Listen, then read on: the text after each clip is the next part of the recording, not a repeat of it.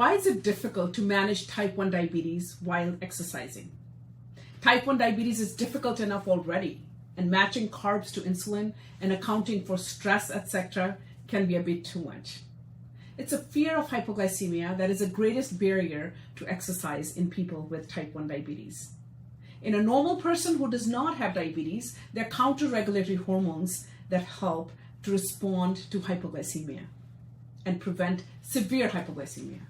For example, when the blood glucose values drop less than 90, the counter-regulatory hormones start working, and less than 80, we have suppression of insulin secretion, and less than 70, there's glucagon and epinephrine increase, and less than 60, we get autonomic symptoms like sweating, shaking, etc.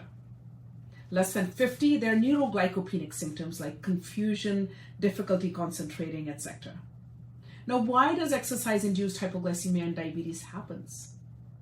It happens because individuals with type 1 diabetes, the counter-regulatory hormone response is diminished. Insulin is not shut off appropriately with exercise, and the glucagon production is suppressed.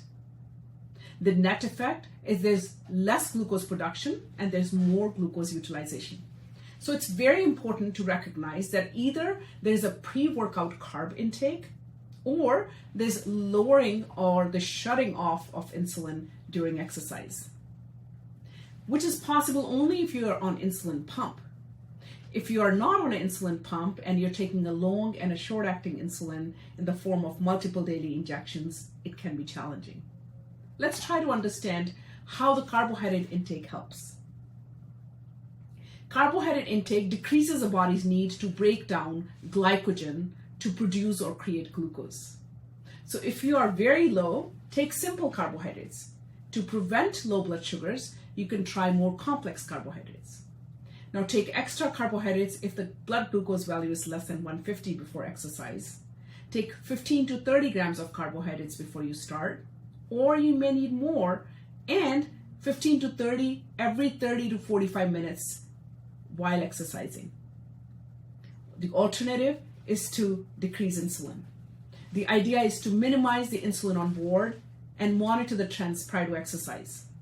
Some strategies for insulin pump users: you can decrease your basal insulin by 50% starting an hour prior to exercise, which is expected to last for an hour. Now you can also stop or remove the pump completely prior to a brief exercise and put it back on afterwards.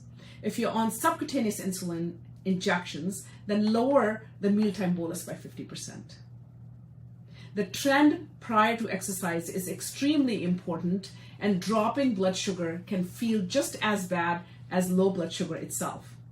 Therefore, we suggest monitor your blood sugar before exercise, more frequently during exercise, and we strongly recommend you using continuous glucose monitors.